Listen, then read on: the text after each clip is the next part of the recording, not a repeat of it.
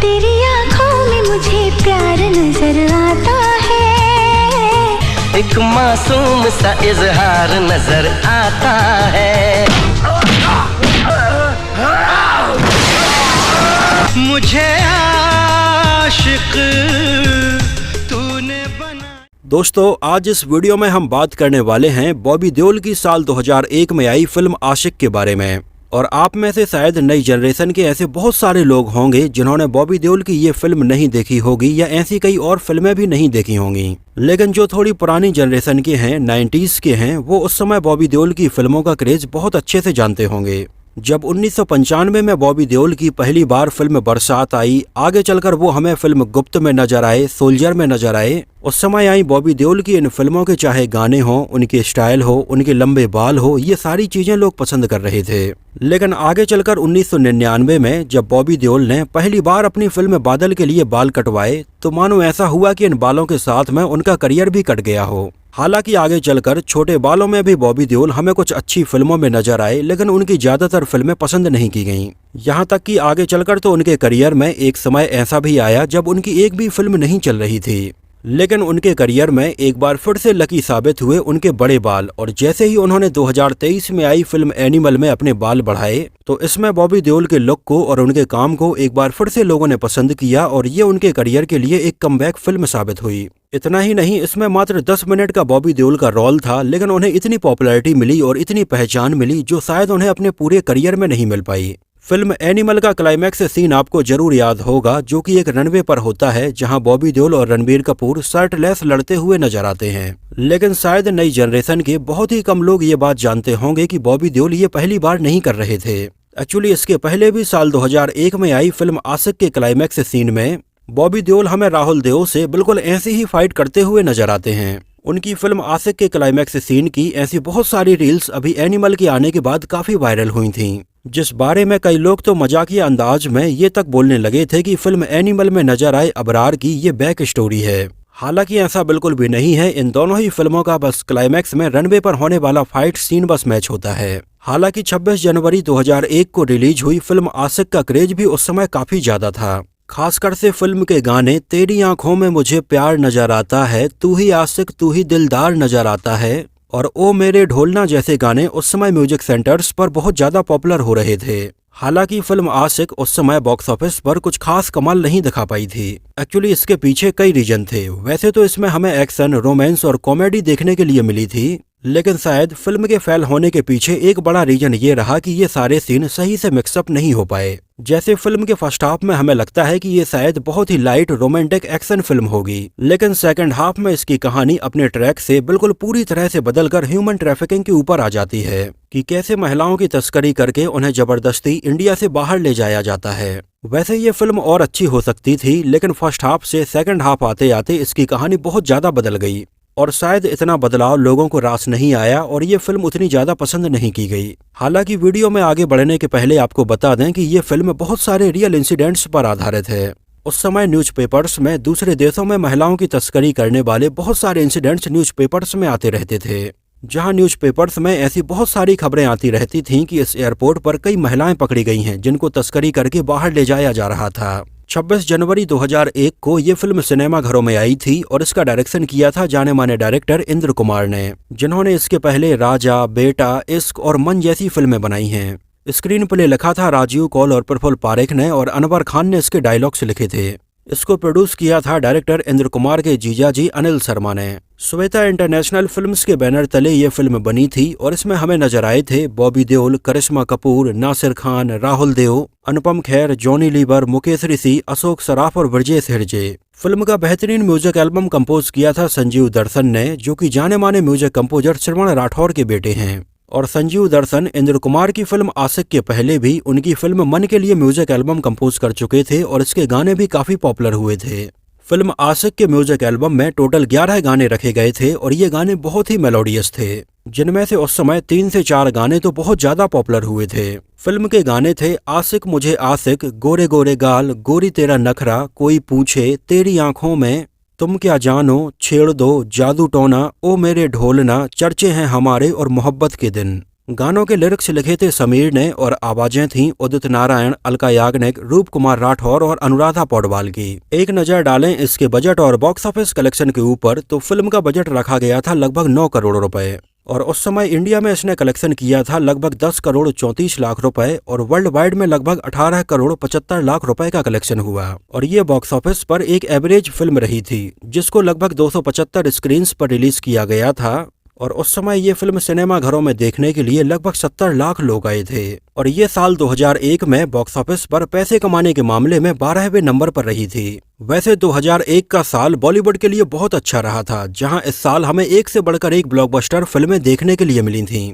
जैसे इस साल की अगर टॉप 5 फिल्मों की बात करें तो इस साल पहले नंबर पर थी गदर एक प्रेम कथा, दूसरे नंबर पर थी कभी खुशी कभी गम, तीसरे नंबर पर थी लगान, चौथे नंबर पर थी इंडियन और 5वें नंबर पर थी दिल चाहता है। साल 2001 में बॉबी देओल की 2 फिल्में रिलीज हुई थीं, एक आशिक और दूसरी अजनबी। हालांकि आशिक इस साल एवरेज रही थी लेकिन अजनबी इस साल की एक हिट फिल्म थी।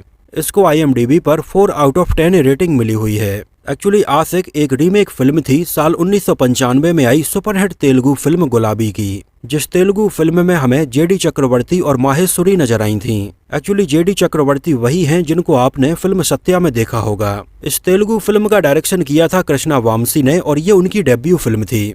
इसको प्रोड्यूस किया था रामगोपाल वर्मा और अमिताभ बच्चन की प्रोडक्शन कंपनी ABCL ने। उस समय इसकी कहानी कुछ न्यूज़पेपर्स में आने वाली खबरों को ध्यान में रखकर बनाई गई थी और जब ये तेलुगु में सुपरहिट हुई तो आगे चलकर इसका 2001 में हिंदी में भी आशिक के नाम से रीमेक बनाया गया। एक्चुअली ये 1996 और 97 के आसपास की बात है जब इसका रीमेक बनाने को लेकर प्लान तो हो रहा था लेकिन ये काफी अलग था। एक्चुअली उस समय इसकी ओरिजिनल तेलुगु फिल्म को प्रोड्यूस किया था अमिताभ बच्चन की प्रोडक्शन कंपनी ने और उनके पास में इसके रीमेक राइट्स भी थे और इसको वो हिंदी में बनाने को लेकर प्लान कर रहे थे। लेकिन उस समय हुआ ये कि अमिताभ बच्चन की ये प्रोडक्शन कंपनी काफी घाटे में चलने लगी और धीरे धीरे आगे चलकर ये बैंकरप्ट भी हो गई। अगर उस समय ये फिल्म बनती तो इसमें लीड एक्टर के तौर पर अनिल कपूर और लीड एक्ट्रेस के तौर पर ऐश्वर्या राय काम करने वाले थे। एक्चुअली ये लगभग उसी समय के आसपास की बात है जब डायरेक्टर इंद्र कुमार, अमिताभ बच्चन, आमिर खान और माधुरी दीक्षित के साथ में फिल्म रिश्ता बना रहे थे। हालांकि उस समय इंद्र कुमार ने इस फिल्म को बड़े जोर शोर से अनाउंस किया था और अमिताभ बच्चन और आमिर खान पहली बार एक साथ नजर आने वाले थे। उस समय फिल्म रिश्ता को अनाउंस करने का ये वीडियो आप देख सकते हैं, लेकिन अफसोस कि आगे चलकर ये फिल्म नहीं बन पाई थी। तो उसी समय इंद्र कुमार को ये पता चला था कि अमिताभ बच्चन के पास में ये कहानी है जिसका वो रीमेक बनाने वाले थे लेकिन अब नहीं बना रहे हैं। तो इंद्र कुमार ने ये बात उस समय अपने जीजा अनिल शर्मा को बताई जो इसके पहले होगी प्यार की जीत और सुहाग को प्रोड्यूस कर चुके थे।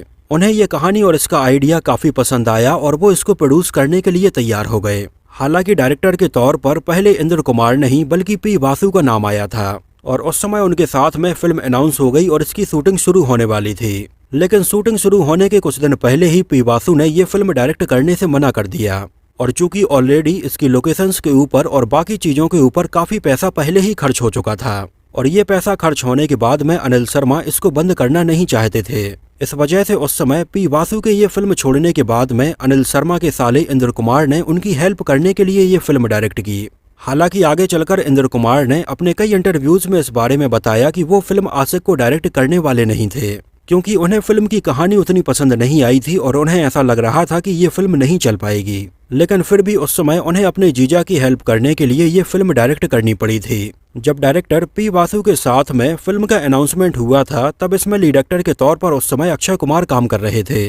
लेकिन बाद में जब ये फिल्म थोड़ी डिले हो गई तो अक्षय कुमार अपनी और दूसरी फिल्मों में बिजी हो गए। इस वजह से बाद में उनकी जगह पर इसमें बॉबी देओल को साइन किया गया और पहले इसमें बॉबी देओल के अपोजिट लीड एक्ट्रेस के तौर पर ऐश्वर्या राय और उर्मिला मातोंडकर को अप्रोच किया गया। लेकिन ये दोनों ही उस समय इसके लिए अपनी डेट्स नहीं दे पाई थीं। एक्चुअली उस समय ऐश्वर्या राय और उर्मिला मातोंडकर ये दोनों ही देओल परिवार के काफी करीब थीं और ऐश्वर्या राय इसके पहले बॉबी देओल के साथ में 1997 में और प्यार हो गया में काम कर चुकी थीं और आगे चलकर ऐश्वर्या राय उस समय सनी देओल के साथ में भी एक काफी बड़े बजट की फिल्म इंडियन में काम कर रही थीं जिसके कुछ सीन भी शूट किए गए थे लेकिन आगे चलकर ये फिल्म कभी नहीं बन पाई। और उर्मिला मातोंडकर भी सनी देओल और बॉबी देओल के साथ में फिल्म दिल लगी में काम कर चुकी थीं।